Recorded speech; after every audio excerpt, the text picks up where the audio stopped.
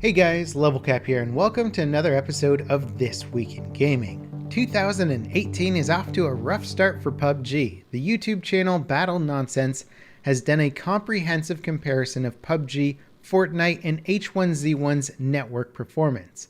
The results are pretty eye-popping. Online multiplayer games work by sending tons of data between players and servers many times per second. The more updates per second, the more responsive the game should feel. In H1Z1 and Fortnite's case, these updates happen at a relatively stable frequency, which results in consistent gameplay experiences. But in PUBG's case, the update frequency is all over the place with constant spikes and dips from as high as 31 updates a second to as low as 2 updates per second. This in part is what causes issues like not being able to pick up weapons, shots not registering when shooting your enemies, players glitching around the map, and many other issues. What adds insult to injury is that PUBG's network performance before the 1.0 launch was actually a bit more stable. Bluehole did an update to the game engine with a more recent build of Unreal Engine 4 in between Battle Nonsense's pre and post 1.0 analysis videos. And between that time period, we have seen a substantial decrease in network performance. Not that it was great to begin with. Network lag between players is also incredibly bad, with the average delays being over 100 milliseconds. By comparison, every other game Battle Nonsense has tested exhibits average delays of roughly 80 milliseconds or less, with most falling below 60 milliseconds. Another issue discovered this week by a Reddit user is a delay when hip-firing the first shot with any weapon. Subsequent shots happen noticeably faster. The issue seems to disappear when aiming down sights, so it's likely not an intended design mechanic. Now, what exactly Bluehole intends to do about these issues is anyone's guess right now.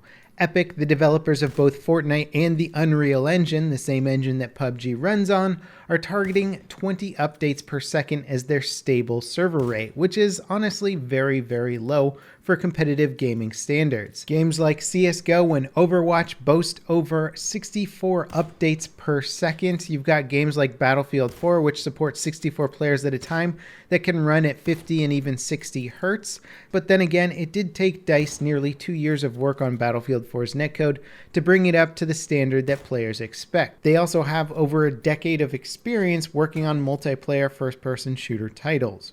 Whether or not PUBG will be able to bring itself up to code or up to players' standards for a competitive shooter is anybody's guess, but I really do think that the future of PUBG is highly dependent on the quality of their netcode. On the brighter side of PUBG news, console players do have something good to look forward to. The latest patch has improved FPS in some cases on both the Xbox One and the Xbox One X, though the X still has a noticeable edge when it comes to overall performance.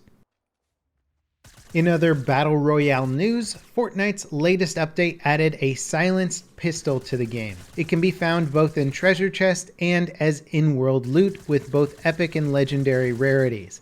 The update also launched a limited time event called Sneaky Silencers. It limits weapon selections to silenced pistols and SMGs. Sneaky Silencers will be live until the 8th. Free-to-play hero-based shooter Paladins is getting a Battle Royale mode called Paladins Battlegrounds.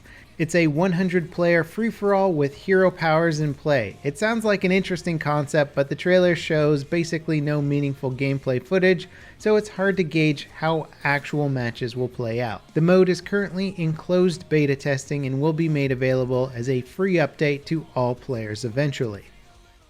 Ubisoft is set to fix a major exploit in Rainbow Six Siege that allowed the operator Jaeger to glitch his shield into a Blackbeard-style face shield. PC players will get the fix sometime next week, but console players will have to wait a little while longer due to Sony and Microsoft's validation process.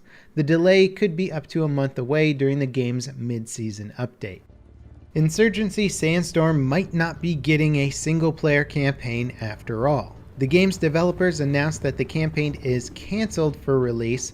It will be considered at a later date, but for now they're focusing on getting the game's multiplayer mode finished.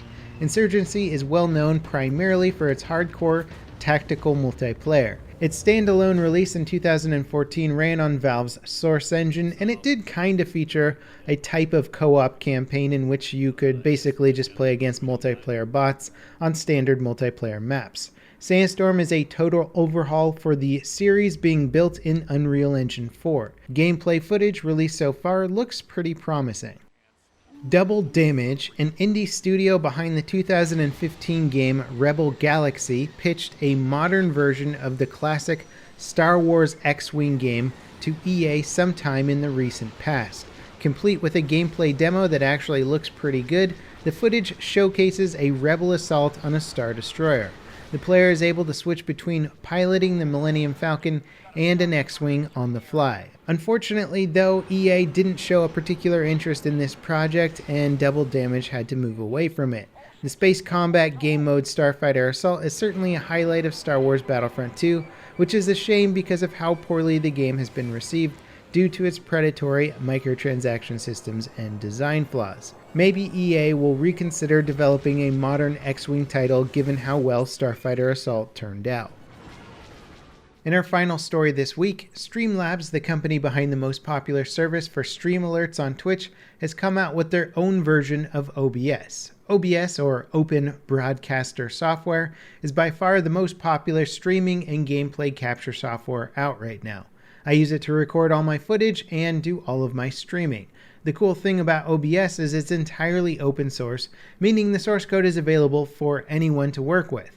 Streamlabs are claiming that their updated version of OBS can utilize machine learning to reduce the impact recording and streaming has on your CPU. Really though, the biggest selling point of Streamlabs OBS is that they integrate with their services. They also offer tons of customizable themes and overlays for your stream that are totally free to use and built right into the software. Overall, it's good to see someone actually come up with an alternate version or a gamer version of OBS. It's been the de facto streaming software for years now, and while it's still a great application, Streamlabs version does offer a lot of really cool, useful features and UI improvements. It'll be interesting to see what the competition does for both versions of the software. Anyway, that wraps it up for today's episode of This Week in Gaming. As always, I hope you guys enjoyed it, and I'll see you next time. This is Level Cap, signing off.